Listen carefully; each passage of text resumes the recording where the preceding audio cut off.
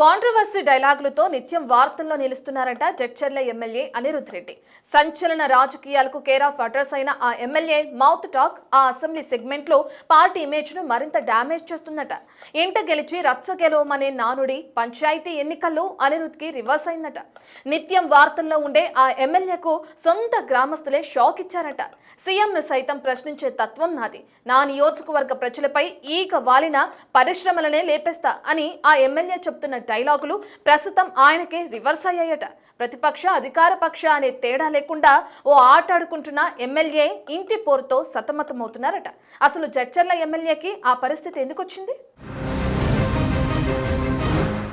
ఉమ్మడి పాలమూరు జిల్లాలో Jadcherla assembly segment రాజకీయ సంచలనాలకు కేర్ ఆఫ్ అడ్రస్ గా మారుతోంది. జడ్చర్ల నియోజకవర్గంలో సొంత పార్టీకి చెందిన కార్యకర్తలే ఎమ్మెల్యేపై అసహనం వ్యక్తం చేస్తున్నారట. రెండేళ్లుగా ఎమ్మెల్యే అనిరుద్ రెడ్డి ఆడింది ఆట పాడింది పాటగా వివాదాస్పద వ్యాఖ్యలు చేస్తూ సంచలనాలకు ఐకాన్ గా మారాడని పొలిటికల్ సర్కిల్లో టాక్ వినపడుతోంది. తన నియోజకవర్గ ప్రజల కోసం ఎంత దాకానైనా వెళతానని, ఏ స్థాయిలో ఉన్నా ప్రశ్నిస్తానని కాంట్రవర్సీ స్టేట్మెంట్లతో ఎప్పుడూ లైమ్ లైట్ లో నిలిచే అనిరుద్ రెడ్డికి నిరసన సెగలు తగులుతున్నాయి.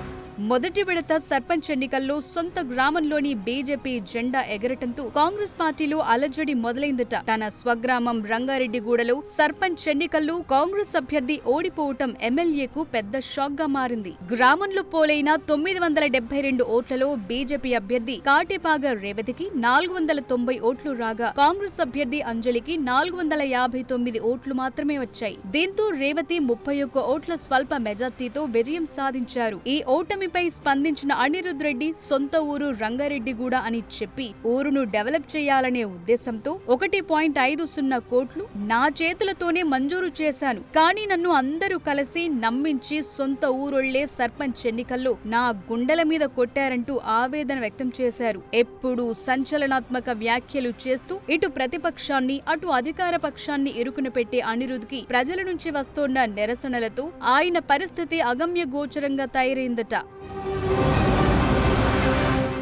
అనిరుద్ రెడ్డి ఏం మాట్లాడినా రాష్ట్రంలో హాట్ టాపిక్. ముఖ్యంగా మరో 2 పర్యాయాలు తనను గెలిపిస్తే సీఎం అభ్యర్థిని అవుతానని చెప్పటం తీవ్ర రాజకీయ చర్చలకు దారితీసింది. ఎమ్మెల్యే అనిరుద్ రెడ్డి నెలలో 2-3 సార్లు అటు ప్రతిపక్షం ఇటు స్వపక్షం అనే తేడా లేకుండా కాంట్రవర్సీ వ్యాఖ్యలు చేస్తూ అధికార పక్షానికి చికాకులు తెప్పిస్తున్నారట. మాజీ ఎమ్మెల్యే ఎర్ర శేఖర్ పార్టీలో చేరితే తానే అడ్డుకుంటానని, ఒకవేళ అధిష్టానం గ్రీన్ సిగ్నల్ ఇచ్చినా ఎర్ర శేఖర్ నుంచి తనకు ప్రాణాపాయం ఉందని చేసిన కామెంట్స్ తో అనిరుద్ రెడ్డి రాష్ట్ర వ్యాప్తంగా రాజకీయాల్లో చర్చనీయాంశంగా మారారు. మాజీ ఎమ్మెల్యే ఎర్ర శేఖర్ రాజకీయాల కోసం తన కుటుంబ సభ్యులనే చంపిన వ్యక్తి. అలాంటి వ్యక్తి కాంగ్రెస్ పార్టీలో చేరితే భవిష్యత్తులో తనకు మాజీ ఎమ్మెల్యే నుంచి ప్రాణాపాయం ఉందని జెడ్ కేటగిరీ బందోబస్తు ఏర్పాటు చేయవలసిన బాధ్యత కూడా అధికార పక్షానిదేనని హాట్ కామెంట్స్ చేశారు. ఫ్యాక్షనిస్టులకు కాంగ్రెస్ పార్టీలో స్థానం లేదంటూ ఎర్ర శేఖర్ రాకపై ఆయన ఘాటుగా స్పందించారు.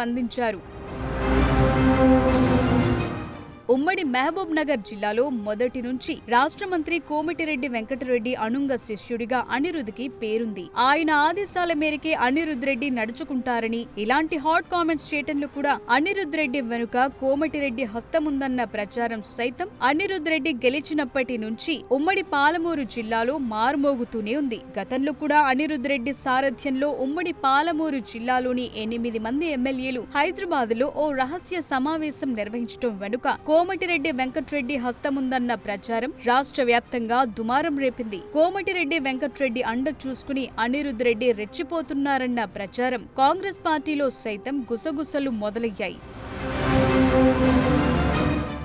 మొన్నటికి మొన్న ఆంధ్రప్రదేశ్ ఉప ముఖ్యమంత్రి పవన్ కళ్యాణ్ చేసిన నరదిష్టి వ్యాఖ్యలపై ఎమ్మెల్యే అనిరుద్ రెడ్డి ఆగ్రహం వ్యక్తం చేశారు. ఏపీలో సింగిల్ గా పోయే దమ్ము లేకనే పొత్తు పెట్టుకున్నారని ఎద్దేవా చేశారు. చిరంజీవి లేకపోతే నిన్నెవ్వడూ చూడరని తీవ్ర స్థాయిలో విమర్శలు చేశారు. హైదరాబాద్ లో ఆస్తులు కొంటున్నావనే ప్రచారం జరుగుతోందని, తెలంగాణ ప్రజలంటే అంత చిన్నచూపా అని ప్రశ్నించారు. చిత్తశుద్ధి ఉంటే హైదరాబాద్ లోని ఆస్తులు అమ్మేయాలని అనిరుద్ పవన్ కళ్యాణ్ కు ఛాలెంజ్ చేశారు. ఏపీ ఏపీపై అంత ప్రేముంటే హైదరాబాద్లో ఎందుకుంటున్నావని ప్రశ్నించారు. విజయవాడలో ఉండి ఏపీ ప్రజలకు సేవ చేయాలని సూచించారు. మీరు ఎందుకు ఇక్కడ ఉంటున్నారు? డిప్యూటీ సీఎం పోయి విజయవాడలో ఉండరాదా? ఇక్కడ ఎందుకు ఉంటున్నావు అని అడుగుతున్నాను. వచ్చే ఎన్నికల్లో ఒంటరిగా పోటీ చేసే దమ్ముందా నీకు అంటూ అనిరుద్ పవన్ కళ్యాణ్ ను నిలదీశారు. బనకచెర్ల ప్రాజెక్టు విషయంలో మంత్రి ఉత్తమ్ కుమార్ రెడ్డి లెటర్లు రాసుడు కాదు, సీఎం చంద్రబాబు కోవట్టులు తెలంగాణలో ఉన్నారని, ఇరిగేషన్ ప్రాజెక్టులు రోడ్డు కాంట్రాక్టులు చూసేది వాళ్లే కాబట్టి ఆ కోవట్టులకు కరెంటు కనెక్షన్,